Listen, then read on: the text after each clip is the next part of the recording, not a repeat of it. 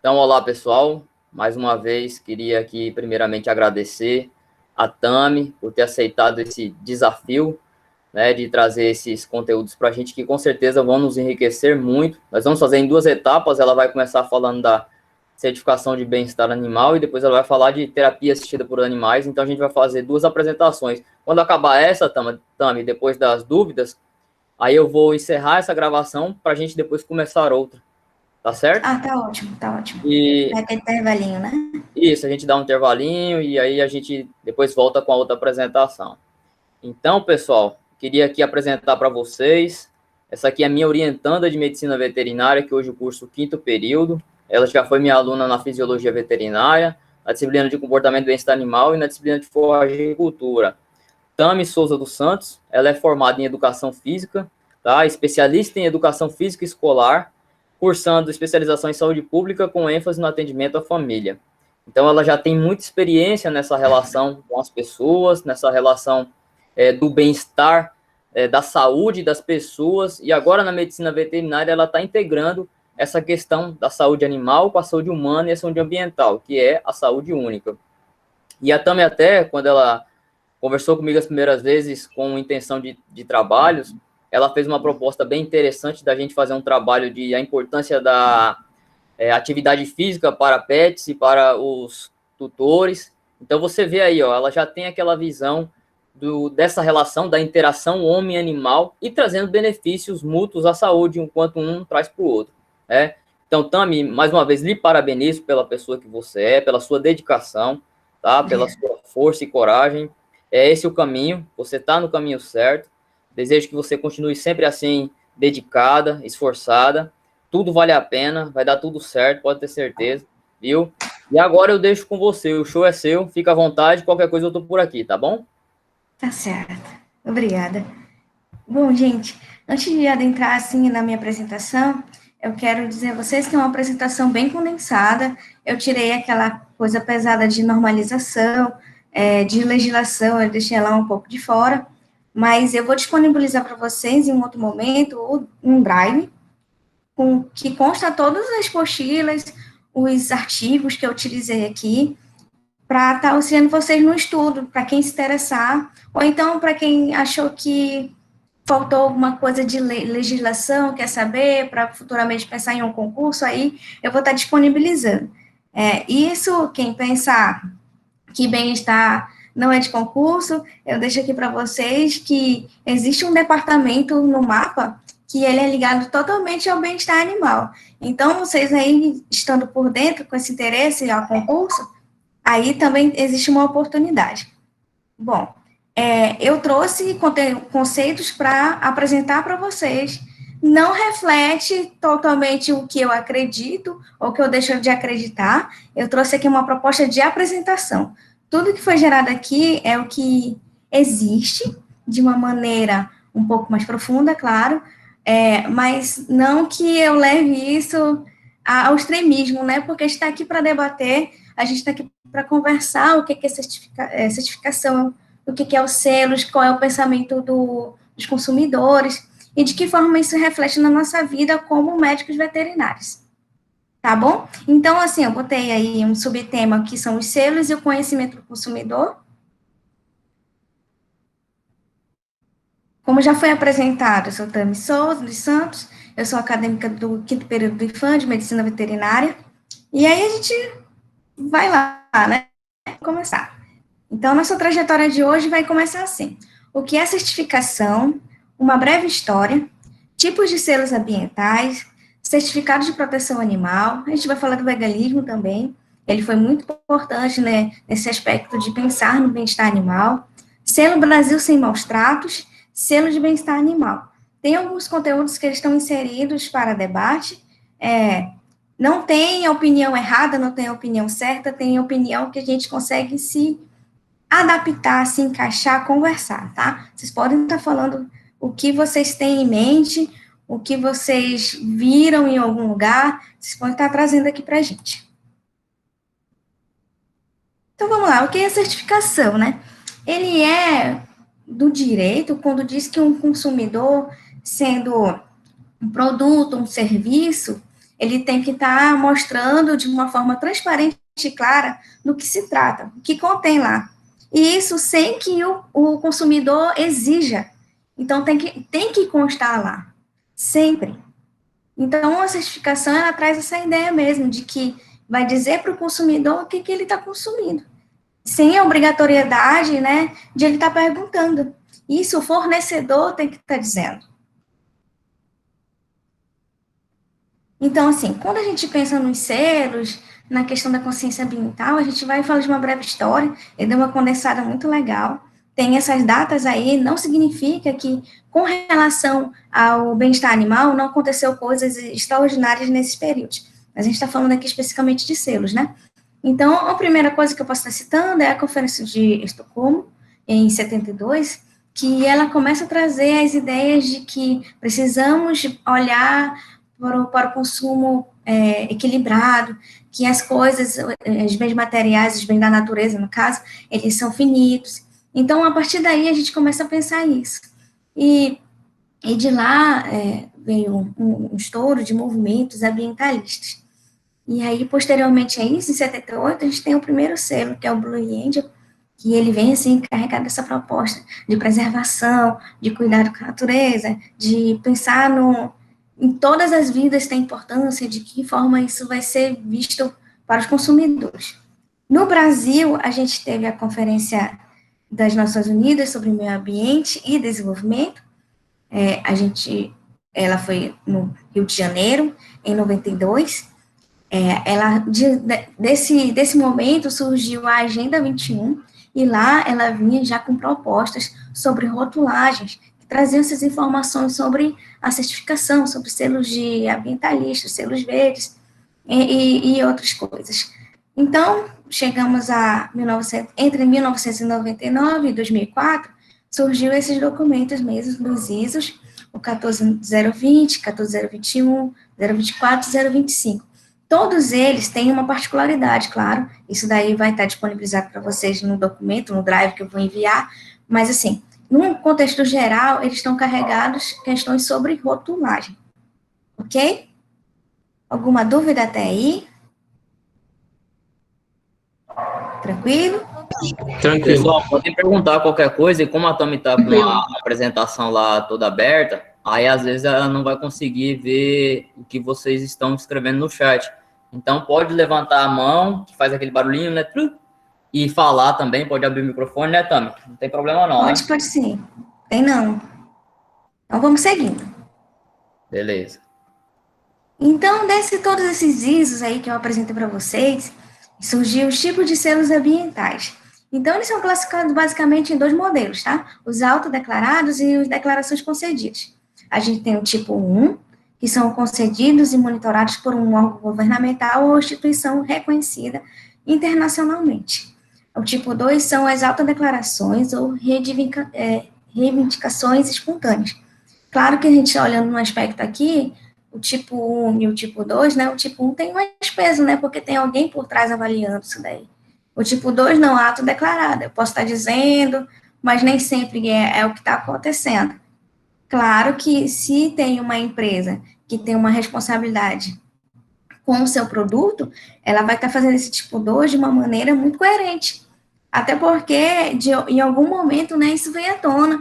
E aí, digamos que é um marketing falso, vai estar aí desconstruindo o que se fez de uma empresa. E isso a gente sabe que o marketing ele é a essência da produção de hoje, né? Todo produto ele precisa do marketing. E ele pode ser positivo ou negativo, vai da empresa. Então, aí também a gente tem o tipo 3, que são também verificados por terceiros, porém é uma avaliação do ciclo todo da vida, sabe, do produto. Se diz que é do berço ao túmulo. É uma coisa bem trabalhada, chega a ser comparado, quando a gente fala de produto alimentício, aquela tabela nutricional que tem cada detalhe, tem o carboidrato, a gordura, nanã. Então, ele vai dizer, esse tipo 3, ele vai estar aí com esse selo completão, sabe? Ele vai estar todas as informações da onde veio essa matéria-prima e para onde ela vai findar, sabe? Quando não tiver mais utilização, o que a gente vai fazer com ela?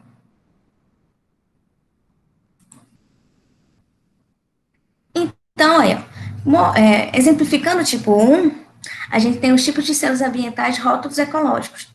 Então, aí tá alguns modelos de rótulos ecológicos. Eu vou dizer que esse FSC, né, ele fala sobre o consumo de madeira, alguma coisa assim. E aí eu penso na minha caixa de leite, certo? A minha caixa de leite, ela tem esse selo aí, quer dizer que é um rótulo ecológico.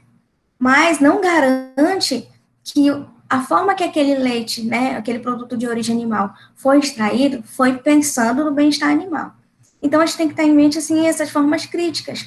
Um selo não está representando o produto no total, ela está representando uma parcela daquele produto.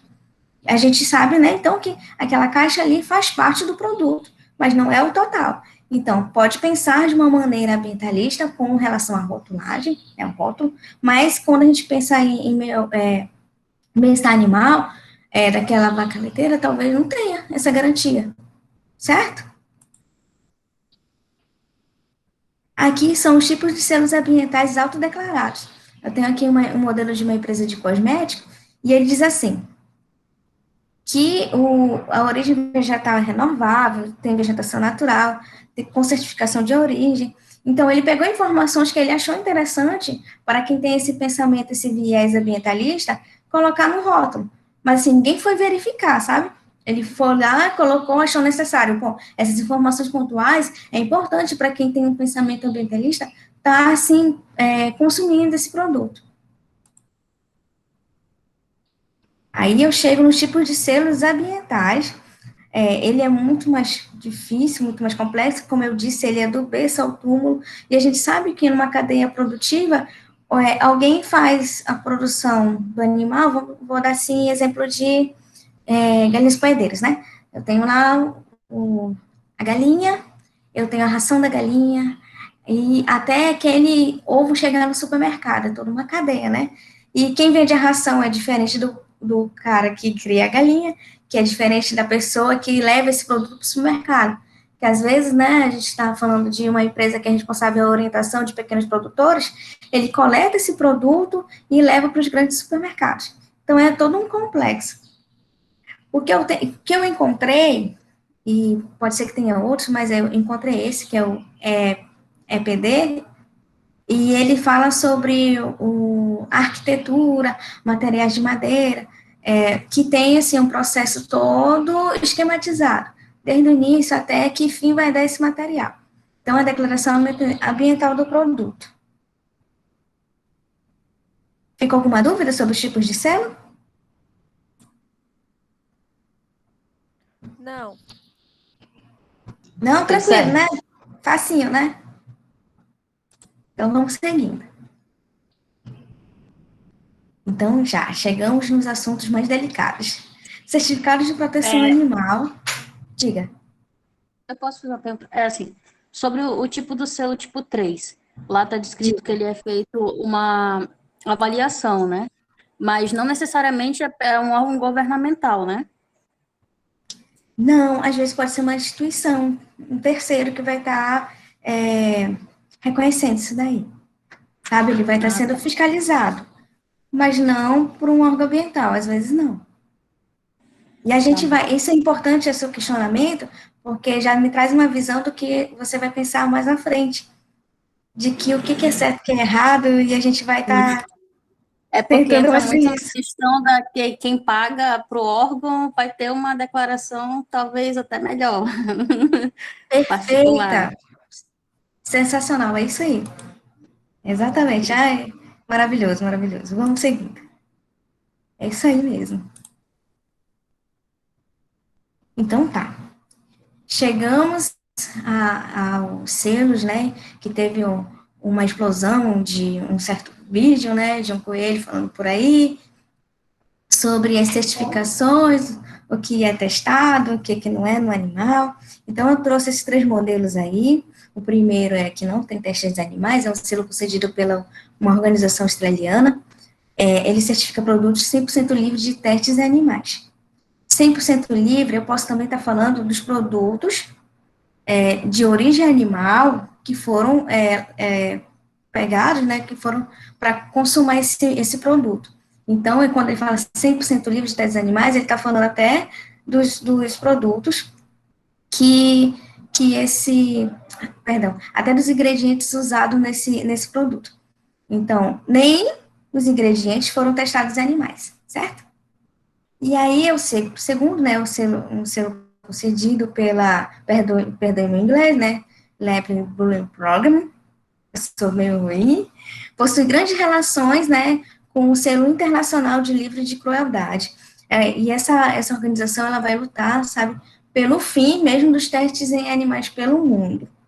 E aí eu tenho a PETA também, que ela tem uma representatividade hoje, né, em alguns selos de cosméticos usados pelos brasileiros. Ele certifica que produtos são livres de crueldade e aprovado pelo PETA. Aqui eu não vou adentrar assim no nome das empresas, mas ela certificou uma empresa que pertence a um grupo maior, e ele permite certificar aquela empresa isolada. Só que, quando a gente fala desse daqui, a gente vai estar pensando no grupo todo. Se esse grupo, né, não vou falar o nome, é difícil não falar o nome, ele faz testes animal, eu acabo que colaboro para melhorar uma imagem desse grupo, né? Eles, aqui eu vou fazer teste animal, aqui eu não faço, mas porque aqui eu tenho um selo. E ela não se preocupou em ver onde está inserido essa empresa e que propostas ela tem. Existe esse aspecto também.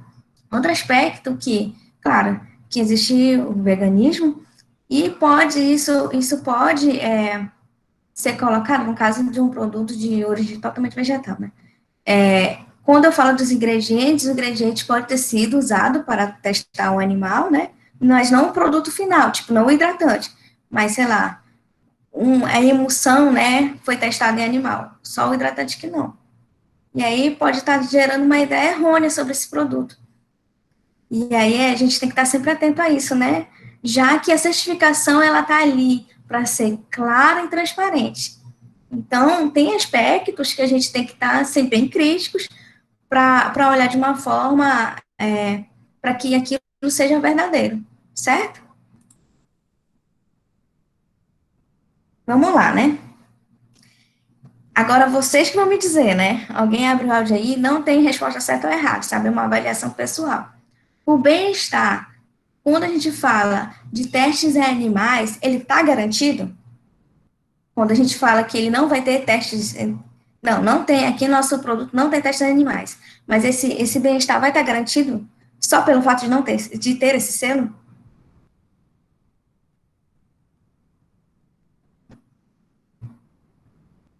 Não, não está garantido.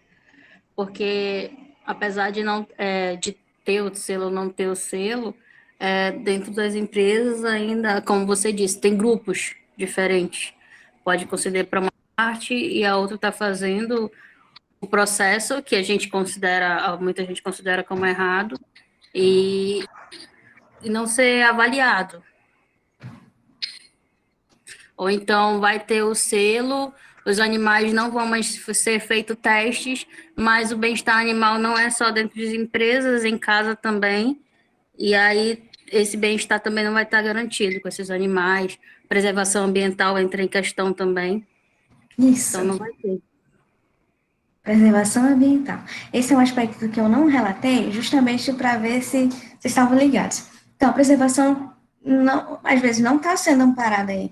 Porque quando a gente fala de bem-estar animal, a gente vai pensar só no pet, ou às vezes só no animal de produção, mas e aí a preservação daquele ambiente que o animal perdeu, né? Quando fragmentação de floresta, entre outros pontos, né?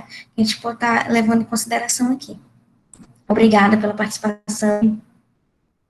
Vamos lá, agora eu quero outra pessoa.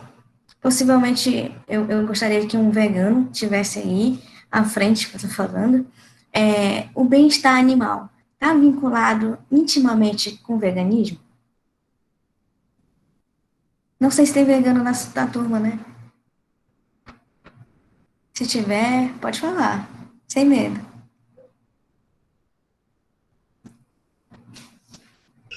Bom, eu não sou vegano, eu sou vegetariano e apesar de ter pouco conhecimento, eu acredito que não está ligado intimamente, porque o movimento do veganismo é relacionado a gente não usar nenhum tipo de produto animal e nem se alimentar, né? Eu acredito que não.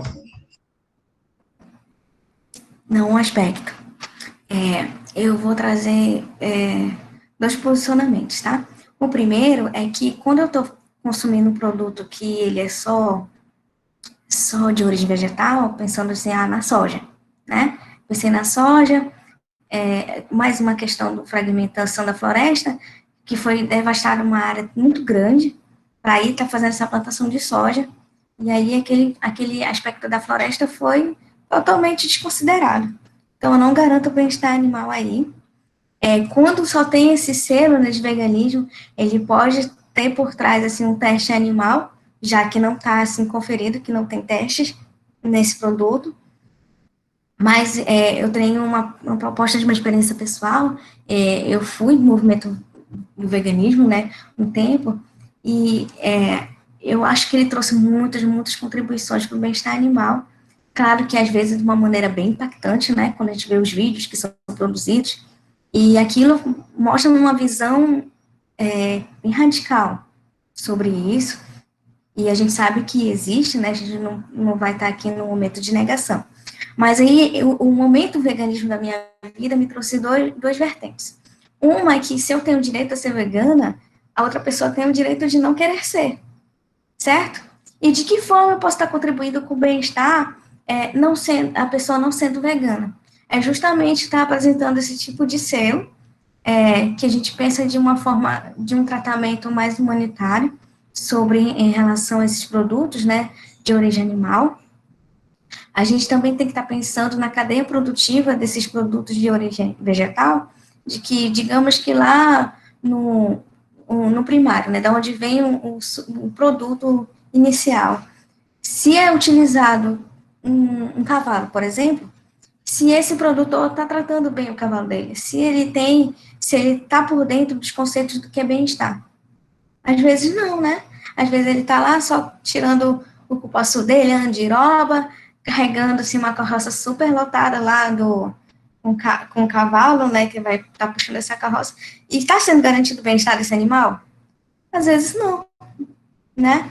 Então, o processo do veganismo, o movimento é muito bonito, é muito interessante, mas tudo tem que ser colocado, pensado em todos os fatores, como aquele selo tipo 3 mesmo, do berço ao túmulo. Em todos os aspectos a gente tem que estar pensando. Outra questão sobre o veganismo que me trouxe um esclarecimento é sobre a questão de desperdício. Mesmo que seja um material, digamos, de origem vegetal, um arroz ou algo do gênero, se eu estou desperdiçando, né, eu estou comprometendo também, né, o quanto é desperdiçado. Não pensar só naquele aspecto de o que eu estou jogando, alguém está passando fome. Mas, assim, com relação ao bem-estar, você sabe que você pregar isso na sua casa é muito importante, já que o animal passou por todo o processo. Às vezes não passou pelo processo de bem-estar, né? Não foi comprado aquele frango com aquele selinho de que ele foi de bem-estar, foi de uma indústria bem pesada, bem industrializada mesmo. E aí a morte dele foi para nada, porque você vê o desperdício acontecendo. Não somente que a morte aconteceu para me alimentar, até porque, como eu disse, né, alguém tem direito de não ser vegetariano, alguém morre para alguém ser alimentado, certo? E aí, nesse aspecto, ele morreu para nada. Então, o veganismo me trouxe esses dois pontos, e, assim, eu acho ele muito importante com relação ao bem-estar, mas ele precisa também de outros aspectos a ser melhorado. Na verdade, tudo, né? O bem-estar animal, ele tá assim, ele surgiu de uma crítica e ele vai se moldar através de várias outras críticas, observações, entre outras coisas. Tem mais alguém que quer contribuir com relação ao veganismo? Não precisa ser vegano agora.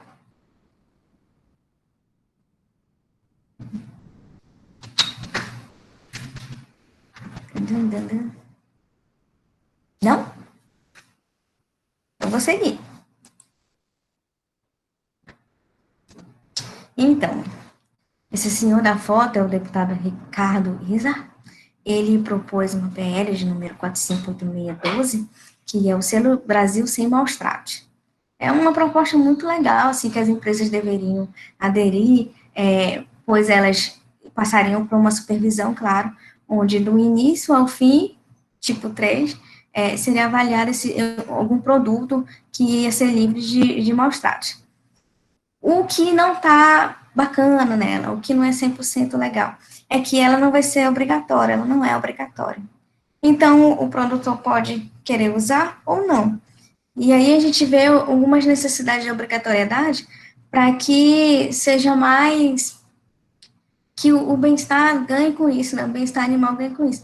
Porque se eu posso escolher, né, não modificar, continuar no mesmo sistema, ou por comodismo, ou por não estudar de que o bem-estar pode tornar o meu empreendimento mais lucrativo, a pessoa não vai se movimentar, justamente porque não existe essa obrigatoriedade. Chegamos, então, ao selo bem-estar animal. Eu acho que é o que vocês mais observam por aí, que tem nas embalagens. Tem uma empresa que levanta muito essa bandeira, é a empresa chamada Corim, tem o Instagram dela, ela produz muitos materiais interessantes para o público em geral, sabe? Não só acadêmicos ou estudiosos da área, ela vai ali estar falando diretamente com o consumidor. E com relação ao Certific Humano em Brasil, né, ele é o representante da América do Sul, da Farm Animal Care, né, HFAC, que ela tem o princípio de nortear uma organização internacional, ela sem fins lucrativos para certificar o que tem de proposto para a melhoria da vida da criação dos animais.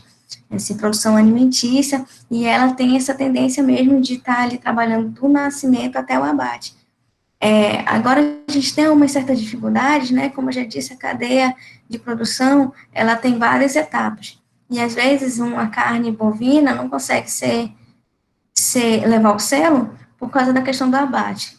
O local de abate, ele também tem que ser passar por vistoria, e às vezes a gente se encontra com esses entraves, porque a empresa pode produzir toda a questão de bem-estar, mas ela não ser responsável pelo abate, e aí o produto final dela não ter esse selo, certo? Que existe realmente uma dificuldade.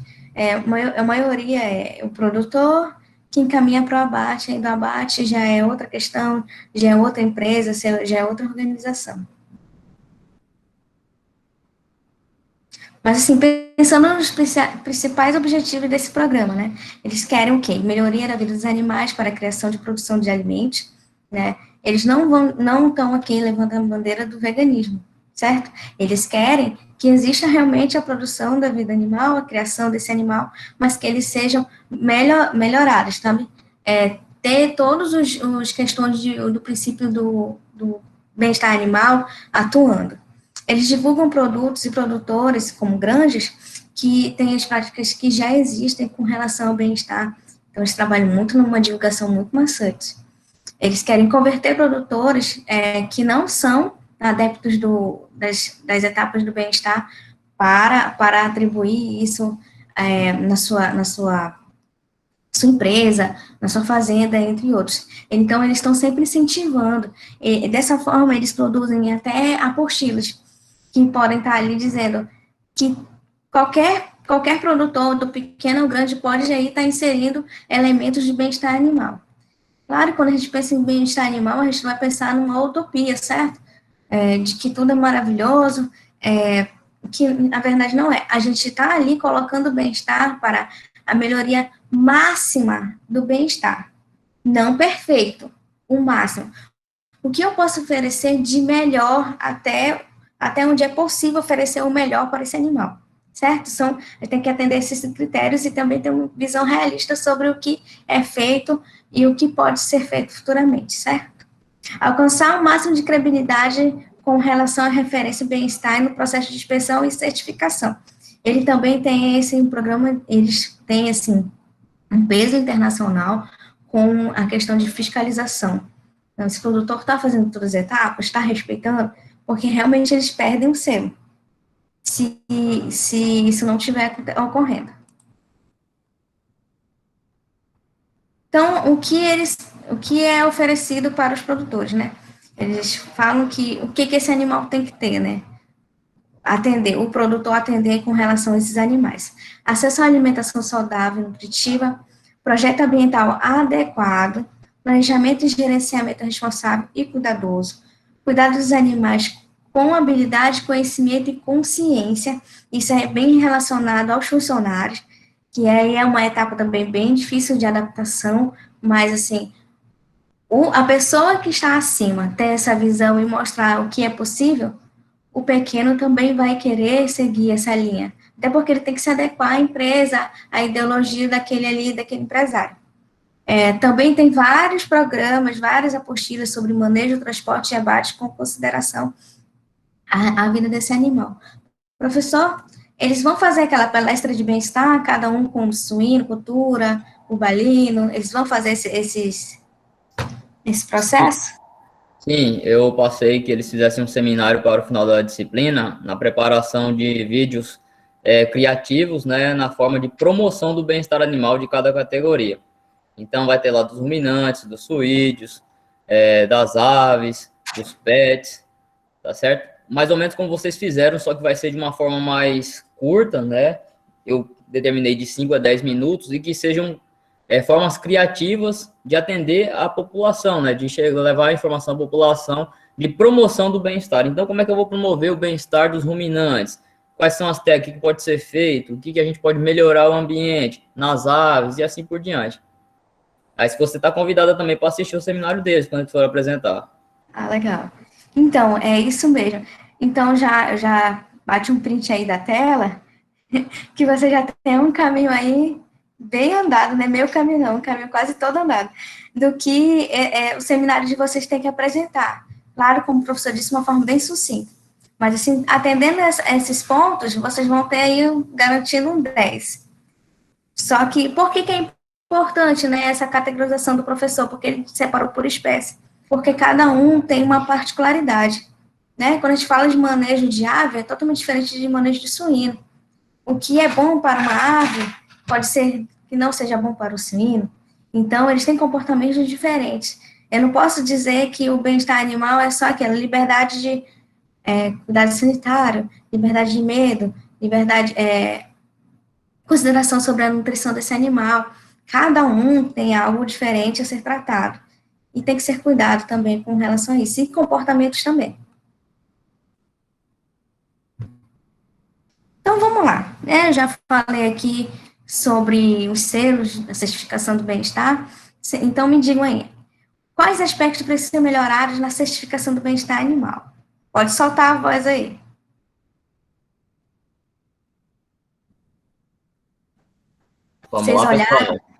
Vocês olharam o que é certificação, eu falei basicamente do que era, e aí vocês conseguiram enxergar que falta alguma coisa. O que falta? Me diz.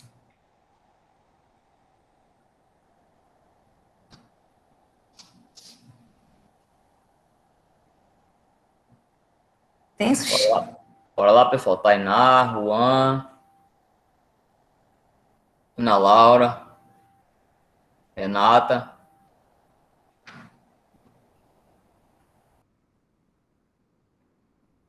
Eu já falei pra caramba. Bom, assim, o que eu consigo destacar em primeiro, eu acho que esse selo é a fiscalização mesmo, em si. Porque você ter várias empresas que podem fazer fiscalização, igual eu falei no início, não te garante que essa fiscalização vai ser real.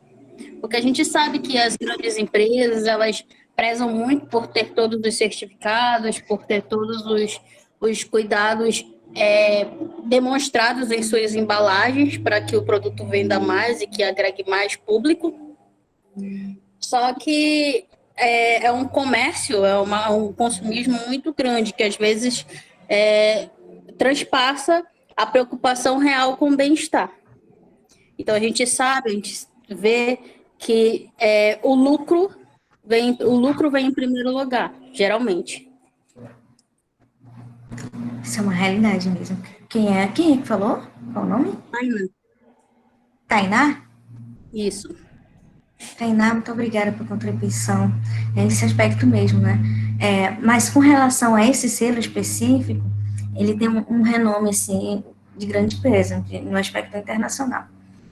Mas a maior problemática da certificação de bem-estar animal é essa mesmo. Não ter uma obrigatoriedade, não ter quem supervisione e atende um padrão, sabe? Às vezes são selos soltos e que não garante a totalidade do bem-estar animal. Outro aspecto que eu posso estar levantando aqui, que foi uma observação particular, mas inspirada na Tebbe, vocês fizeram até... Já assistiram o filme dela, professor? Dá tempo? Ainda não. Dá tempo? Ainda não. Vou passar para eles. Eu recomendo, ela é uma pessoa incrível, sensacional. E assim, eu vou dar um pequeno spoiler, assim. O que tornou ela grande é porque ela passou a observar o comportamento do animal, certo? E aí, quando a gente está falando do comportamento do animal, às vezes isso é deixado de lado quando se fala de bem-estar animal e certificação. Porque o produtor, ele quer garantir que ele tenha aquela certificação, justamente como a Tainá falou, viabilizando a lucratividade. A única falha que eu encontrei nessas apostilas, já que ela é didática, ela tem que mostrar que, às vezes, o animal tem o seu comportamento. Se um dia é frio, ou se passou, assim, muito barulho, e essas galinhas poedeiras não descansaram o suficiente, elas não vão querer sair. E não necessariamente elas vão estar doentes. É um comportamento natural. Se está frio fora, ela vai ficar lá dentro, né? Está quentinho. Mas às vezes falta isso, esse conhecimento. E aí o produtor lá, pensando no bem-estar, pensando no selo, eu tenho que garantir lucratividade. Se vier aqui, eu vou ser notificado. E às vezes não, falta passar esse conhecimento do que é o comportamento do animal. Qual é a necessidade, né? É um pensamento simples, tá frio, por que eu vou mandar eles pastar, né? Botar eles até porque frango também pasta, não sei se todo mundo tem esse conhecimento, tem uma criação que existe, né, de pastagem de frango. Eu dei o exemplo de frango, porque aqui eu tô cheia de avicultura, que é uma disciplina do quinto período, e aí eu passei recentemente pela unidade de bem-estar, e a gente discutiu sobre essa relação. E foi daí que veio enxergar esse aspecto, né? Tem lá vários aspectos que tem que ser elencados, que tem que ser colocados para o produtor, mas o comportamento foi deixado de lado, né? De que aspecto tem que atender, que tem que saber que ele sente frio, tem que saber que ele se sente ameaçado, tem que saber que ele se sente cansado. E é isso, assim, que eu senti falta quando se fala de produtos educativos, né, apostilas, vídeos, com relação ao bem-estar de aves poedeiras. Tami, você está com a apresentação aí aberta? O Alexandre colocou aqui. O processo tem que ser garantido do início ao final, desde a utilização da matéria-prima ao produto definitivo. O selo não deve garantir apenas o produto final. Alexandre, se você quiser complementar, pode abrir o microfone e falar também.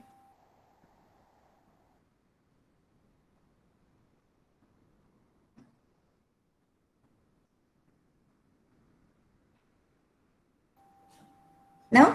Se não quiser, então... ele disse que está sem áudio. Tá, mas é isso mesmo, Alexandre.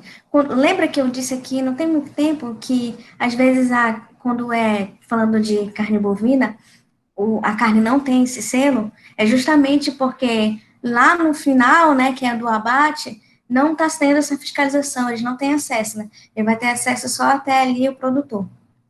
Quando leva para abate, aí tem que fazer toda uma modelagem, toda uma adaptação, que vocês vão estar vendo essa adaptação do que foi pensado pela Temple lá no filme, né? Eu não vou dar mais detalhes, né? Porque senão eu vou ajudar vocês na produção da redação de vocês. Mas é bem isso aí, sabe? Por isso que não tem. Vou aqui trazer outros selos de bem-estar animal. Não são todos, eu quero dizer que existe um monte de coisa por aí que tinha que ser dita, mas eu precisei condensar o conteúdo, sabe? Mas, assim, eu trouxe esses três porque cada um tem uma coisa específica.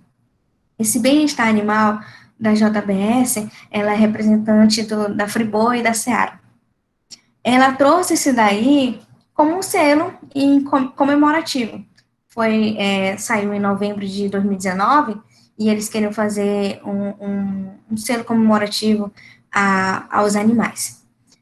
O que é esse selo? Ele foi colocado como uma questão de bandeira, né, que eles levantaram a bandeira do bem-estar animal, mas é inserido na camisa dos funcionários, nos portfólios, e não como um selo de garantia de bem-estar, sabe? Não é uma certificação, de fato, ali. Nós respeitamos, aqui tem alguém que pode fiscalizar, pode dizer que nós cumprimos todos os aspectos. Não estou dizendo que a JBS não tem o outro selo, né, do Safety Humano em Brasil, aquele outro lá. Eu estou falando que esse selo específico, ele só vem a trazer, assim, uma bandeira, uma representatividade, certo? Então, ele foi, quem é os criadores dele, os produtores dele, também acabaram tendo que vestir essa camisa, foi uma estratégia de promoção do bem-estar, uma maneira de discurso, digamos assim. Se atingiu a prática, eu não posso estar dizendo, mas eu sei que, de uma forma de discurso, ficou bem legal, sabe? E aí eu tenho um outro certificado do Bem-Estar Animal, WQS, e aí ele ela é uma certificadora. Ela é responsável por verificar as empresas que querem o selo delas. Então, elas vão estar ali com auditores que são responsáveis, eles têm um protocolo a seguir, e aí ele vai lá na fazenda, no lugar que está fazendo essa produção aí, verificar se está sendo cumprido. Só que entra aquela questão também.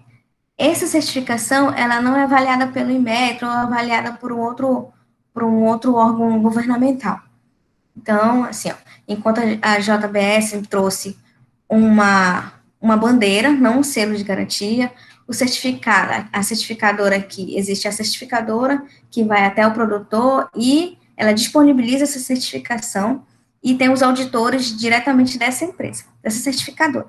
Mas essa certificadora não tem quem fiscalize ela. Aí vem aquela questão da Tainá que ela já disse, né? Eu posso pagar ali e ter o meu selo na minha embalagem sem necessariamente estar atendendo a bem-estar. Então, aqui também tem o Produto Orgânico Brasil. Esse selo, ele não é ligado só a produtos de origem animal, ele tem produtos de origem vegetal também.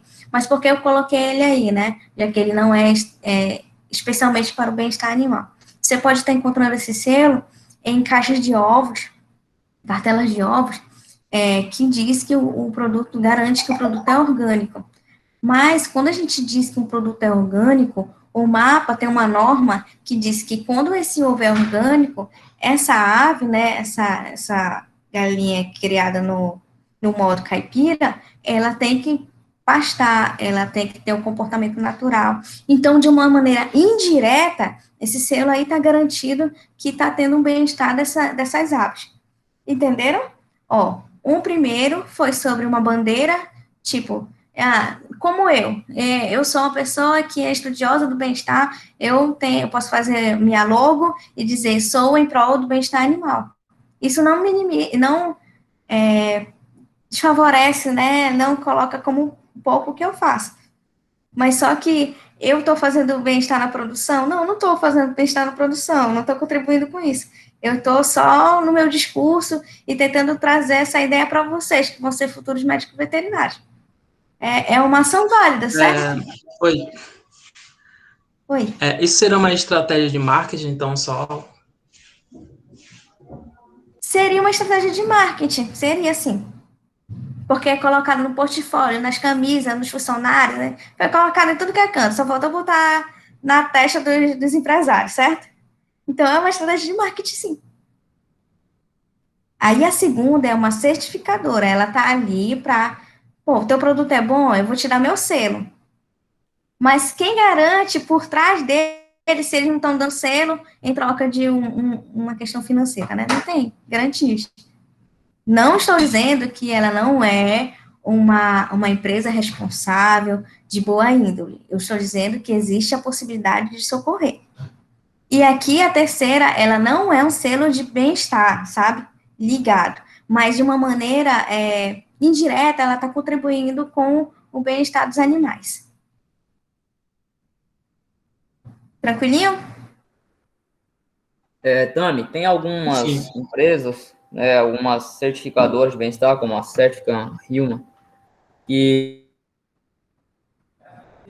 o porquê que aquele produto ganhou o selo, né? Então, assim, existem alguns parâmetros que vão ser levados em considerações, né, além da filiação dessa empresa, enfim, da forma que eles estão tratando, porque tem-se um diferencial nesses produtos. Eu entendo, como você diz, que às vezes pode soar como uma estratégia de marketing, né, vai pegar um público diferenciado, mas a gente também tem que, aquilo só para botar, assim, na balança também, que tem-se uma certa preocupação se está levando em consideração mesmo algum fato de bem-estar animal. Pode não ser tudo como necessário, né? Pode não atender todos os requisitos, mas diferencialmente numa criação comercial, uma produção comercial que muitas das vezes não atende os padrões mínimos necessários, já se tem um diferencial. Isso o consumidor ele consegue enxergar, né?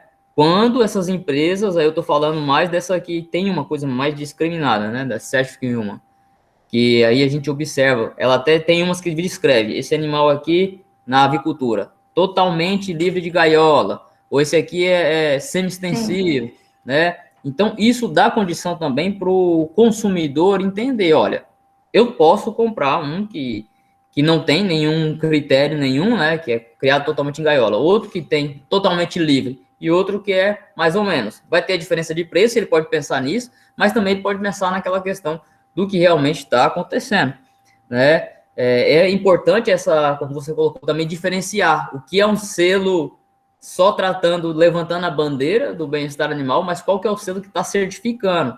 E aí, para a gente que é técnico, né, é importante a gente ver o que é mesmo, se é só certificação ou o que é só um selo de levantar a bandeira, porque para o marketing, como o Romulo mesmo colocou, a Tainá também, é levantado como uma coisa que agora a gente tem que colocar porque se não for assim, a população não quer. Mas não é só para dizer que está fazendo.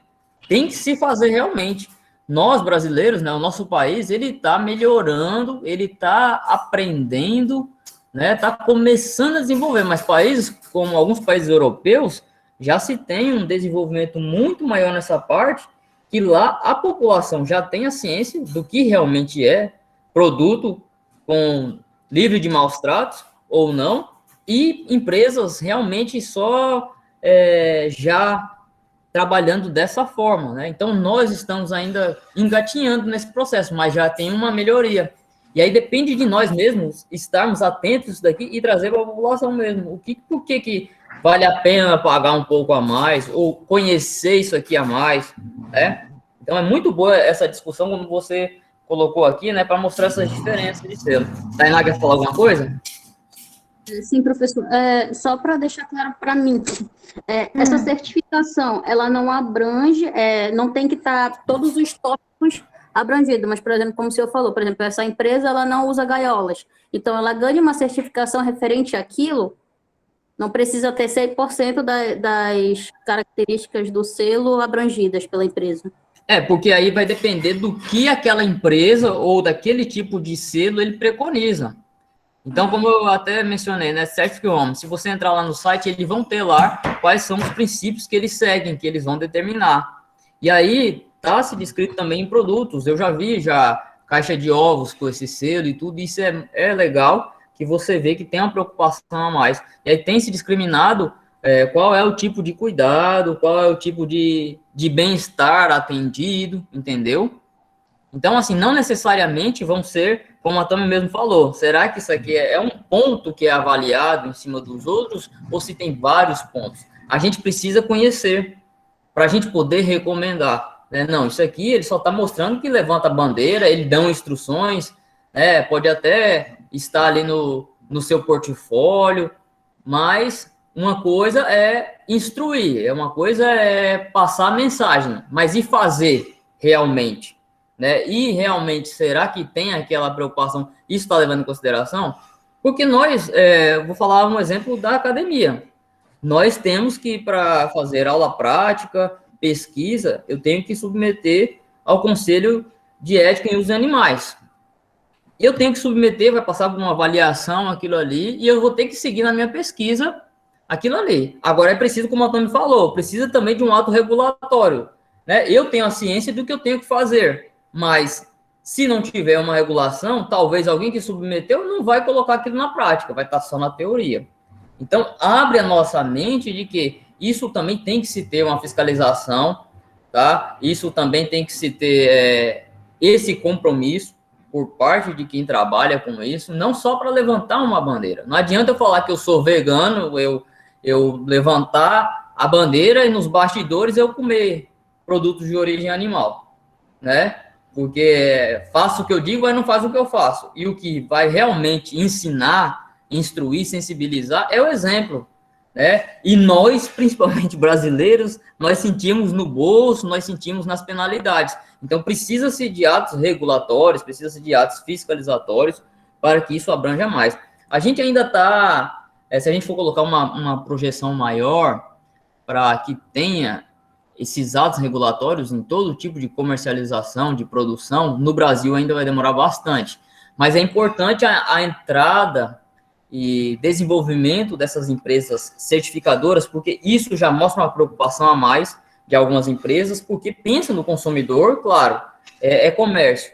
Mas isso, mesmo sendo pelo comércio, mas já vai trazendo uma qualidade de vida melhor para os animais. Entendeu? Eu acho que também é necessário incentivo, né, para essas empresas que não têm essa prática, para começarem a fazer, porque já que elas não acham que podem não ter um retorno financeiro tão rápido, fazendo essas mudanças, né, talvez com algum tipo de incentivo para eles, né, para eles irem se adequando, ajudar a aumentar, né, a adesão, né, dessas novas práticas. Com certeza, Renata. Agora, sim, isso aí é um ponto bem difícil de ter, a princípio, porque eu vou te dizer, de coisas que são obrigatórias. Aí, sem falar de bem-estar agora, mas falar de sanidade animal. Existem vacinações obrigatórias, existem regulações que nós devemos fazer enquanto produtores, e os produtores não fazem, tá? Por custo, né, por achar que aquilo está gastando, ou por achar que é trabalho, alguma coisa, uma simples vacinação de febre aftosa. Eu sei da realidade que tem produtores que compram vacinas, compram as vacinas porque é obrigatório você ter ali, e você... Não aplicam. Oi? E não aplicam. E não aplicam, jogam fora as vacinas, porque acham que vai causar o abscesso no animal ali, porque isso é uma falha de manejo, né, uma falta de boas práticas de vacinação, isso vai causar mais trabalho para ele e tudo, não aplica, ele só faz ali o que é mandado. Mas o que já acontece aí, trazendo da vacinação de febre aftosa? Em muitos estados brasileiros existe a vacinação assistida, propriedades que são sorteadas, que são selecionadas para os técnicos da Agência de Defesa ir lá e fiscalizar. Então, assim, vai ter um ou outro que vai dizer que fez e não fez, mas tem outros que são obrigados a fazer porque vai passar por esse ato regulatório, mas vai sentir no bolso, porque se ele não fizer, ele não vai poder vender, transitar com seus animais, tá? Agora, quando a gente fala isso, eu estou falando de sanidade, que existem procedimentos que são obrigatórios e não são feitos, e mesmo com penalidades, a gente ainda tem gente que ainda burla.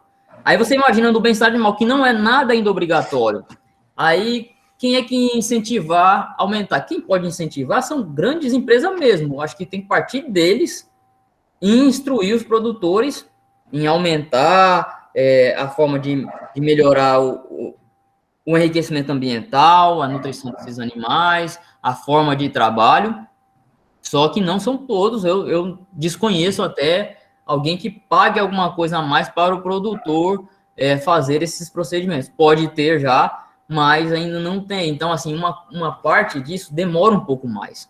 O que tem que ter é uma instrução que o produtor mesmo, né?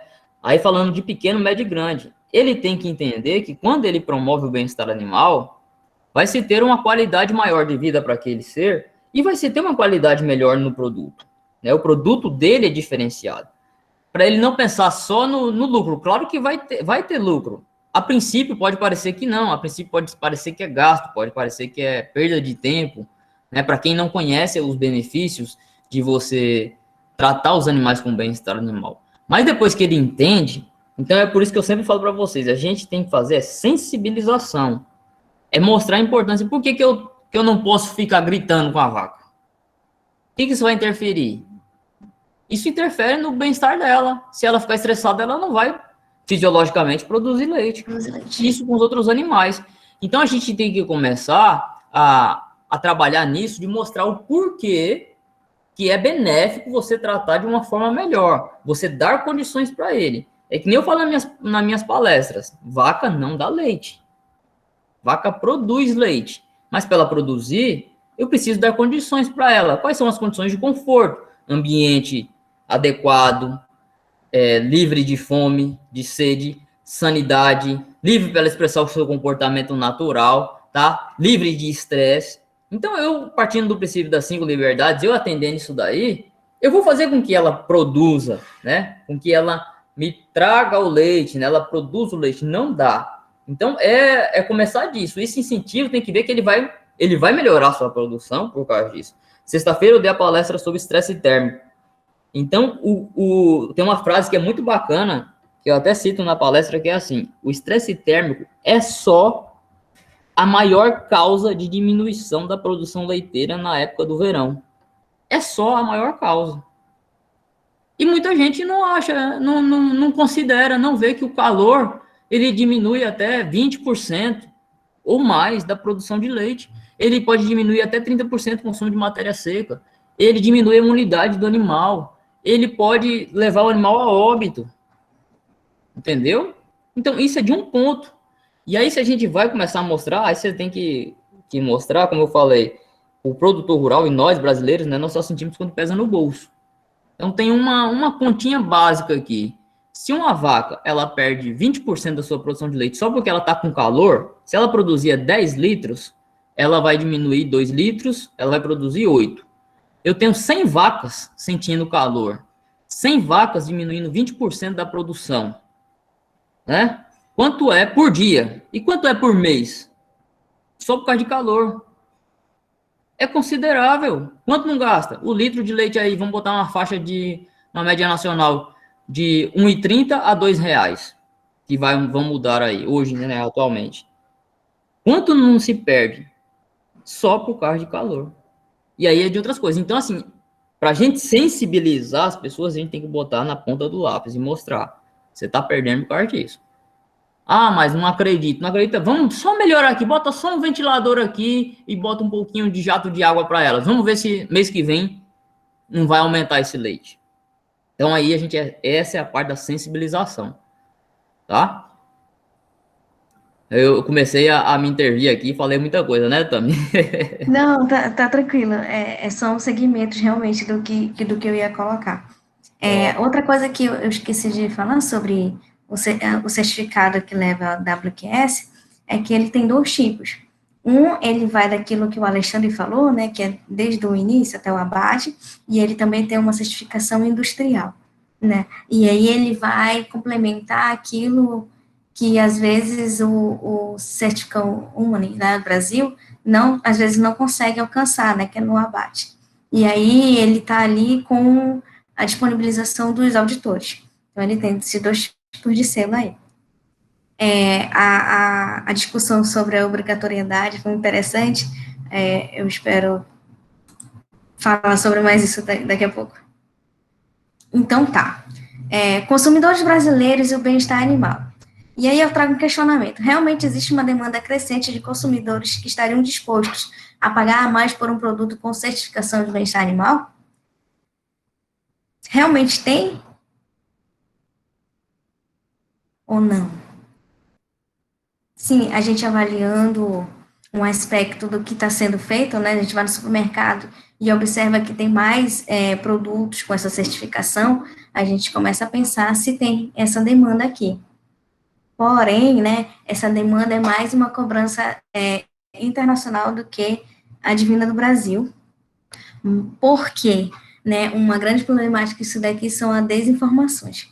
Eu vou trazer aqui para vocês uma pesquisa feita pela Revista Científica Rural.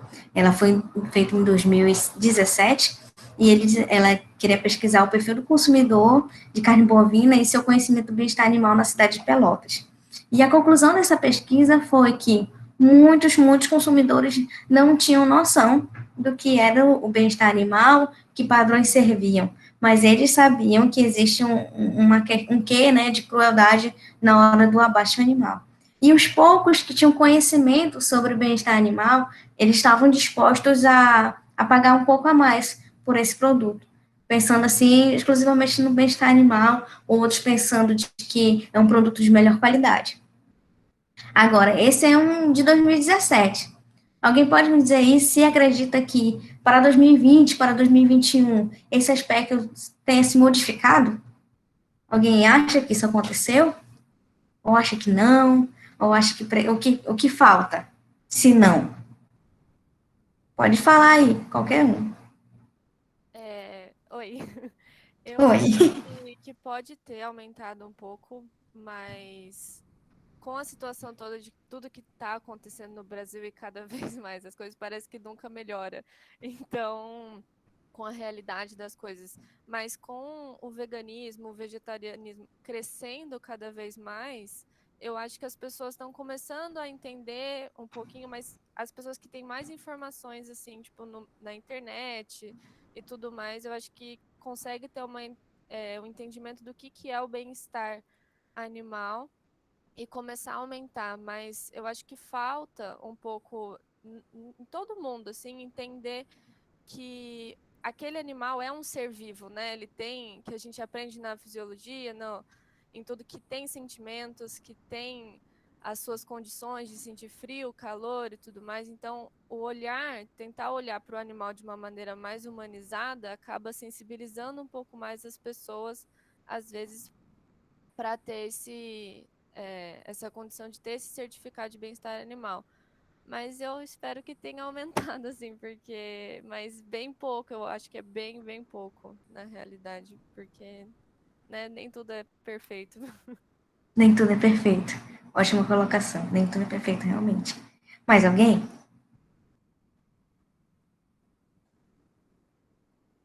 Acho que essa aí foi a Tainá, né? Bom, como você disse, né? Ninguém é obrigado a ser vegetariano, veganismo e afins.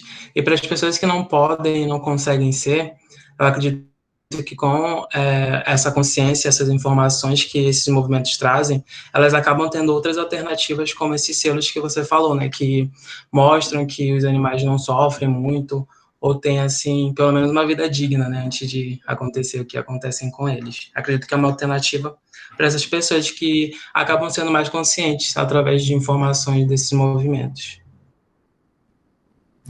Perfeito, perfeito. Realmente é isso, né? O veganismo, ele tem uma proposta muito bonita e, às vezes, ele não é visto com bons olhos, às vezes, pelo posicionamento do vegano.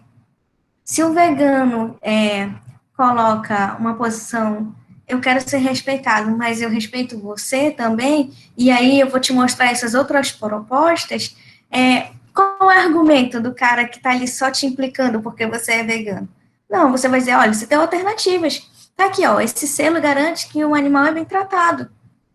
O máximo de bem-estar possível. Como eu disse, não existe utopia, não existe o 100%, mas existe o melhor possível, certo? Então, assim, tirar essa questão em vez de ser um duelo, o vegano e o não vegano, por que não unir as mãos, né? Por que não unir em um prol de, eu sou vegano, mas eu respeito que você não é, mas eu tô te dando aqui uma proposta. Realmente adaptar, se unir, porque ainda precisa caminhar tanto, e tem muito animal que não sabe nem o que é uma nutrição adequada. Bom, eu vou dar continuidade aqui com relação à pesquisa, que a Tainá disse que ela tinha esperança, né, de ter melhorado um pouco. Bom, Essa pesquisa aqui é de 2020, percepção do consumidor de proteínas animais sobre o bem-estar dos animais de produção em Santarém, no Pará. E Tainá, triste, pode ser uma questão de regional, cultural. Mas lá, a conclusão desse trabalho disse que, além de eles não terem conhecimento, a informação sobre bem-estar animal, a partir do momento que foi falado um pouco sobre bem-estar animal, eles não pagariam a mais. E eles acham até algo que não seja necessário. Então, assim, você pensa numa questão cultural, pode ser levar informação, e em vez de a gente pensar, tipo, esse pessoal é meio estranho, né? A gente pode estar levando informação, porque o papel de achando errado, só o achar errado não faz modificação nenhuma. Se a gente entra em ação, e a pessoa que foi a autora dessa pesquisa, pegou um resultado e criou um portfólio, criou vídeos educativos, né? Ela pegou essa informação que ela teve e tornou em algo a favor do bem-estar animal. Não somente coletou o dado, né? E deixou ele distante de bairro. Não achei conteúdos que falam na Amazonas sobre isso, né? Simplesmente é só a elaboração de um formulário, e aí perguntar quais o conhecimento que tem sobre selo, ou não precisa ser de selo, só questão de bem-estar animal. O importante de todas as pesquisas que eu trouxe foi que muitos dizem que existe uma desinformação, outros dizem que, bem-estar animal parece ser legal, mas de que forma acontece, não sabe de que forma acontece, não sabe que critérios tem que atender. Então, a gente está de 2017 para 2020, foram 3 anos, né? E a gente ainda se encontra com a mesma problemática, a desinformação do público consumidor. Alguém quer colocar alguma coisa? Eu gostaria de falar um pouco. Esse diagnóstico que foi feito foi extremamente importante, né? E você trazer isso aqui para a gente, porque também, como eu falo, a gente tem que refletir. Só um minuto aqui que eu vou fechar uma porta aqui. Ok. A importância da gente refletir também o contexto do trabalho, desse diagnóstico aí. Primeiro, né, diagnóstico excelente que pode ser aplicado em qualquer lugar do país. E aí, vamos tentar pensar o porquê talvez deu esse resultado, né? Você vê aqui, foi feito numa região que de cultura e tradição, de pecuária e tal, de uma criação mais extensiva e interiorana, né? E aí, por que eu trago isso nesse diagnóstico? Porque deu esse resultado, o que a gente pode contextualizar e talvez linkar? No interior, eu sou filho do interior, eu nasci no interior. E antes de eu entrar na faculdade de medicina veterinária, o que eu conhecia, o que eu sabia, era só o conhecimento empírico dentro do interior, dentro ali da roça, ali, o que era passado de um para o outro. Então, a gente não tinha, né? Eu, na minha época de adolescência e tudo, que já mexia com animal, né? Como eu venho de sítio e tudo, a gente não, eu mesmo, João Mel, não tinha o conhecimento de ciência, de maneiras de tratar com bem-estar o animal, nem nada. Eu fui aprender isso depois que eu fui para um centro, que eu fui para uma faculdade e comecei a estudar sobre esses conceitos, né? E hoje eu tenho na minha profissão. Mas até então não tinha. Então, assim, hoje a gente ainda vê, depois de muito tempo, isso já foi em 2006, o meu primeiro contato com o bem-estar animal foi em 2006, quando eu entrei na faculdade de medicina veterinária. Até então não tinha. Daqui para lá, de lá para cá, já tem 15 anos. 15 anos, pessoal, é muito tempo. Mas hoje, vocês todos, de interior ou de capital, de onde for, já têm um conhecimento mais que eu. Mesmo assim, ainda é pouco, como a Dami falou, que ainda se justifica nessa desinformação. Mas o conhecimento lá da população, que às vezes não chega como para nós, e principalmente para vocês que são mais jovens, que estão conectados, que estão inteirados e gostam dos assuntos, né? Eles ainda têm a percepção de que não é relevante, ou que não existe, ou que não tem, ou que não precisa. Então, ó, pega desse diagnóstico aí. Será que essa mesma pesquisa se fizesse numa capital do Brasil, numa capital lá no centro? Não estou falando que é nenhum lugar melhor que o outro, só para perceber o contexto. Será que lá... E aí vai para um bairro de classe média alta, que tem disponível produtos livres de maus tratos, que eles já sabem que eles vão comprar ali, vai no mercado e fazer. Será que talvez o contexto não seria diferente? Então, é tentar entender esse diagnóstico. E aqui é muito importante esse diagnóstico, porque isso mostra que a gente tem que intervir em todos os cantos, mas tem locais que é mais ainda, tá? Então, a gente precisa levar isso, né, expandir esse conhecimento, a gente precisa trazer de uma forma clara, objetiva. A proposta de vocês fazerem os vídeos, né, da promoção do bem-estar é isso, que vai ser uma coisa que é um material didático aí para qualquer um começar a despertar a mente sobre isso, tá? Então, lembra também, eu quis trazer que eu acho muito interessante na regionalidade, no contexto. No nosso interior brasileiro, ele ainda falta conhecimento sobre o bem-estar animal, sobre técnicas de produção livre de maus tratos, ou de minimização de maus tratos para todas as espécies, tá certo? Até eu já falei para vocês, falar aqui de novo. Dentro de Manaus, a gente fez uma pesquisa ali na Zona Leste, perguntando sobre bem-estar para os responsáveis de cães e gatos.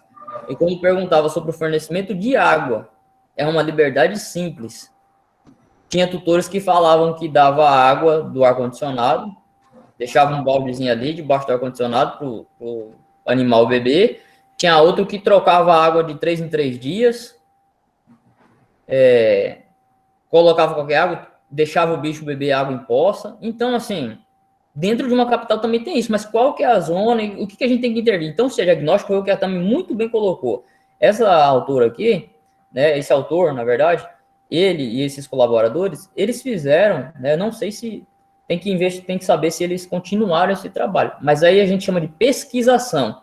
É quando eu diagnostico o que ocorre e em cima disso eu vou trabalhar. Então, vocês têm que tentar, nos trabalhos que vocês forem fazer isso também. A Tami, ela está com um projeto aí, ela vai falar daqui a pouco sobre o projeto dela.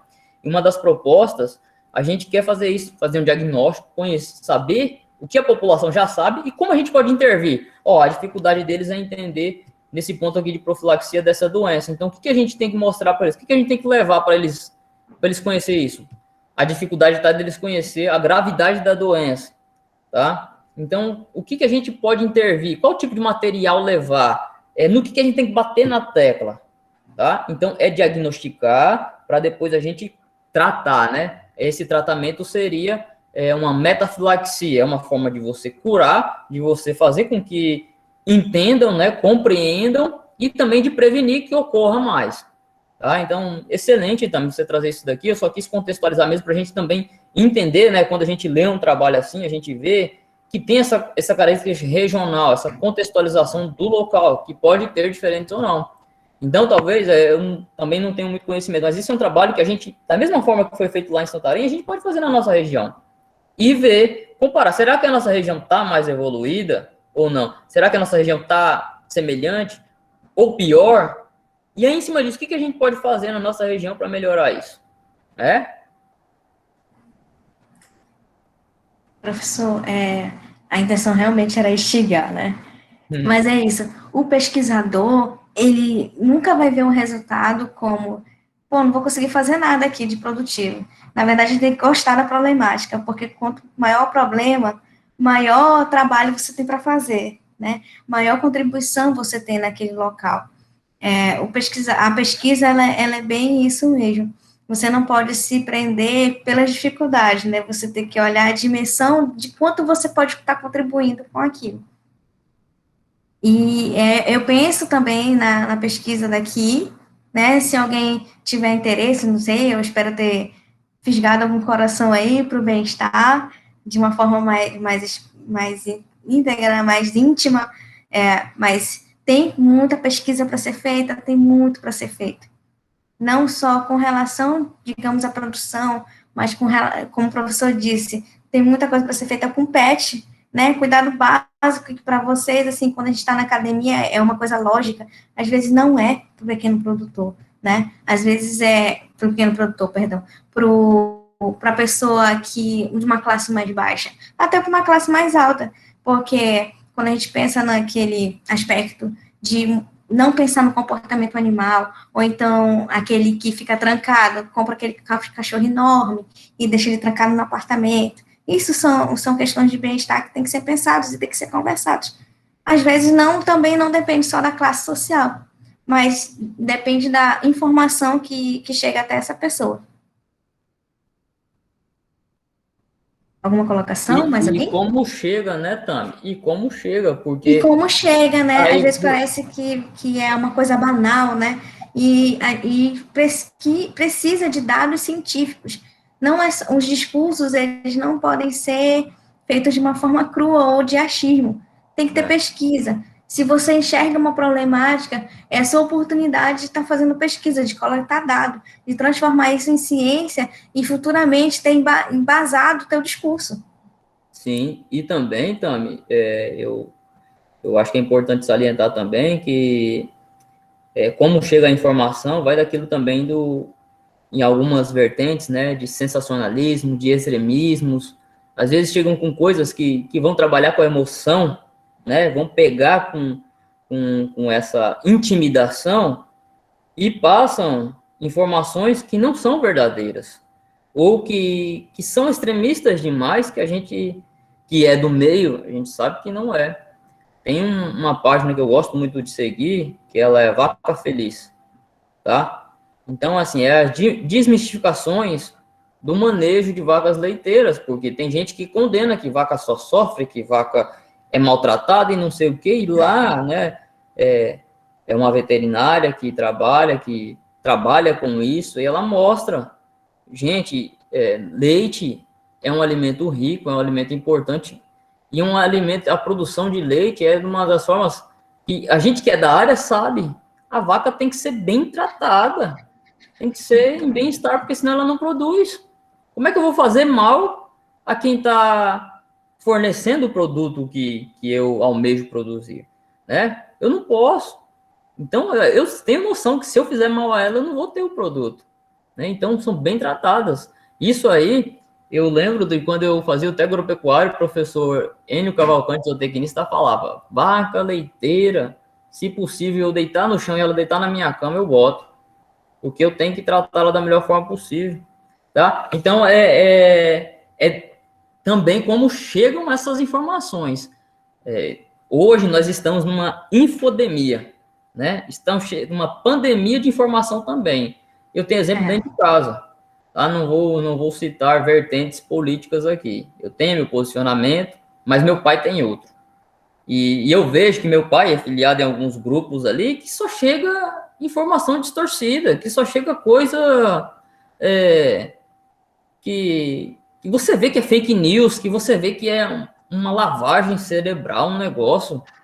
E aí ele manda para mim, aí eu rebato, ó, isso aqui é fake news, isso aqui tá errado, não é assim, se fosse assim, não tava do jeito que tá e tal e pá. Então, tem que se ter uma discussão e mostrar, ó, você fica vendo só esses negócios, vai entrar na cabeça que é só isso. Então, das pessoas, né, independente de ideologia ou não, tem que levantar sua bandeira, mas tem que saber o que é de verdade, né, o que é que realmente acontece, né, para eu poder defender uma coisa, eu tenho que conhecer. Eu tenho que saber realmente como é que é aquilo ali, né? E nós estamos aqui no meio, pessoal. Cada um vai ter sua ideologia, cada um vai pensar, mas nós trabalhamos no meio de todos, tá? Então, no meio de tudo, a gente tem que ser parcial quando precisa ser parcial, mas a gente tem que levantar a bandeira quando é preciso, mas a gente tem que entender, como a Tami falou, não é porque eu sou vegano que eu não vou respeitar o meu amigo que não é. Ou não é porque eu consumo carne que eu vou desrespeitar o outro que não é. Cada um tem suas escolhas, mas tem para todo mundo aí. A gente tem que saber filtrar as coisas ou saber também relacionar com tudo. Porque ser extremista não dá. Tá? Ser extremista é burrice. Tá? É geração de calor, é geração de guerra. Tá certo? A Tainá, ela colocou aqui, Tami, Diga. até porque as dificuldades da pesquisa são um fator importante a ser destacado nos resultados. Direcionam as pesquisas futuras daquele assunto. Muito bem, Tainá, é isso mesmo. Com essa, acho que é como diz, né? A ciência, ela é movida pelas perguntas e não pelas respostas, né? Porque a gente cada vez mais, a gente que é pesquisador, a gente vê que não acaba uma pesquisa. É difícil você chegar num negócio e zerou, né? Zerou o jogo. Conclusão total, não tem. Não chega. E isso que é bom, é o instigador de continuar aquele conhecimento. Eu estou falando aqui, a Tami vai falar do projetinho dela, quando ela for falar, eu vou dizer também o porquê da continuação desse projeto, né, e tudo. Eu sou idealizador desse projeto aí, daqui a pouco, quando ela for falar, eu falo mais um pouco também. Mas mostrar o porquê que a gente continua e o que deve ser feito, e isso pode ser levado para todo tipo de pesquisa, para todo tipo de ação, tá? Pode continuar, tá? Como a gente ainda tem o que falar ainda, né? Eu concluo essa parte com uma frase da Temple, que diz que a natureza é cruel, mas nós não precisamos ser. Então, esse aspecto mesmo, apesar de a gente precisar do alimento, né, de origem animal, a gente tem que tratar esse animal de uma maneira respeitosa. Porque quando a gente coloca, né, no extremismo, né, imaginamos um Brasil vegano. O que ia ser feito, né, com esses animais que estão aí? A gente ia soltar eles na selva, por exemplo, e aí imagine quanto uma onça fosse fazer o abate desse animal. De que maneira seria, né? Então a gente tem que entender também que a natureza é cruel. Mas a gente não precisa, porque a gente tem um posicionamento diferente diante da natureza. E no caso de cultural, né, a gente mostrar que essa coisa é possível, na questão que eu trouxe da pesquisa do Pará. A gente tem que mostrar para eles que não precisa ser cruel. A gente vai continuar consumindo, né, esses produtos de origem animal, mas de uma maneira equilibrada, né, sem grandes excessos, porque não pensando na gula como um pecado capital ou como um pecado, mas de uma maneira equilibrada, tanto para manter a natureza quanto para o nosso bem pessoal mesmo. Ter tudo em consumo, tudo que a gente consumir, de uma maneira que seja apenas o necessário que a gente tem para suprir as nossas necessidades. E às vezes isso foge, né? A gente consome mais do que deve. Então, esses dois pensamentos que eu quero finalizar aqui, agradecer sobre os colegas que contribuíram muito. Eu sei que é difícil, eu também, às vezes, estou do outro lado. Tem dia que eu não abro a fotinha, mas, assim, eu sempre procuro abrir o áudio, dar uma contribuição para o professor, porque parece realmente desse lado meu solitário. E, às vezes, a gente fica com a desesperança, será que eu estou passando a ideia certa? Será que eu estou ajudando? Ou será que, assim, as coisas que eu estou falando não é interessante? Aí hoje eu vivi isso e eu agradeço muitíssimo, porque eu botei, assim, em vários momentos de uma troca com vocês e vocês totalmente contribuíram comigo. Eu agradeço imensamente.